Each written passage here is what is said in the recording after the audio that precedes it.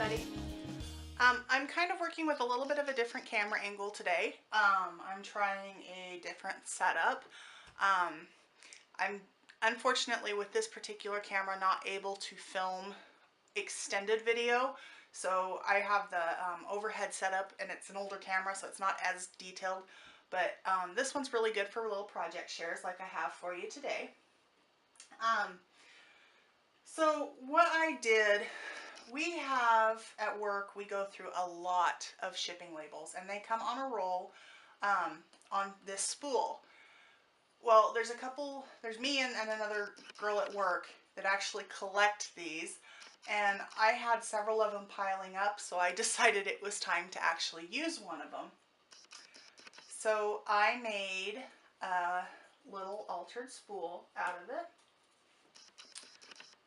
and this is what I made. I used the Prima something blue papers on it, and what I did was I had covered the cardboard spool with some of the paper, and then I used Shabby Tote chalk ink from Prima to actually distress the edges, and I cut 2 circles from a heavier weight chipboard and covered them with some of the papers, and also distressed them with the Shabby Tote ink, and put that all together into the spool shape.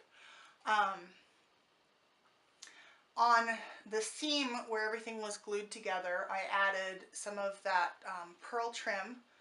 I got mine from the wedding section at Hobby Lobby.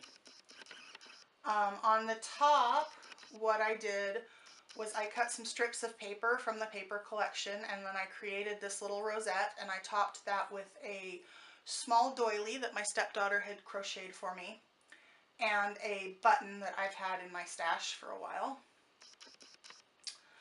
I wrapped the spool with some wide celebrated lace, and I wrapped it around 2 or 3 times, and then when I brought it around the back the final time, I just brought it down and pinched it and hot glued it down here to the bottom of the spool. So it's kind of gathered up right there. And then I topped that off with these flowers from I Am Roses. And there's another little rose back there. And then I added this Prima wood icon, it says love.